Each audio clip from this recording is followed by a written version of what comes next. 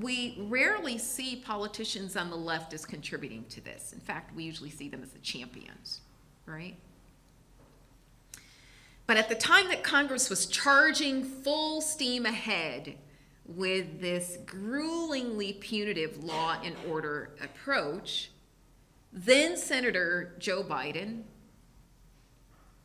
basically not only cheered them on, but helped them along. Some of you are old enough to remember the Willie Horton ad, the Bush administration, or the Bush one's campaign in 1988. And everybody looked at that and they said, what? That is so incredibly racially charged.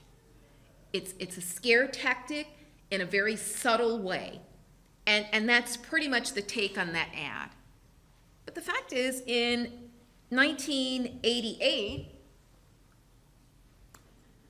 Joe Biden sort of got on that boat. He picked up the very same themes, and he said, and I'm quoting, one of my objectives, quite frankly, is to lock Willie Horton up in jail. Now, if you heard what Willie Horton did, everybody would want to lock him up. But this might have been an opportunity for Biden to sort of stemmy the tide, to offer some balance, to mitigate this push by offering the other side. Not everybody is a Willie Horton. Not every black person is a Willie Horton.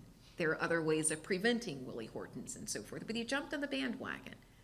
What I find really troubling about what then Senator Joe Biden did is in 1994, when Congress was putting in place what Bill Clinton called the toughest and smartest crime law ever enacted in the history of the country, the racial justice advocates that I showed you before, what they wanted to do as Clinton was expanding the death penalty to dozens more laws, they wanted simply to include in that a racial justice measure, and that's what they call them. What that measure would have done is it would have said, okay, for those who are in states where there are clear statistical disparities in capital sentencing along racial lines, let's allow the defendants in those cases to present that as evidence, and then prosecutors would have to rebut that and show that there are non-racial influences. In other words, that it's not about racism.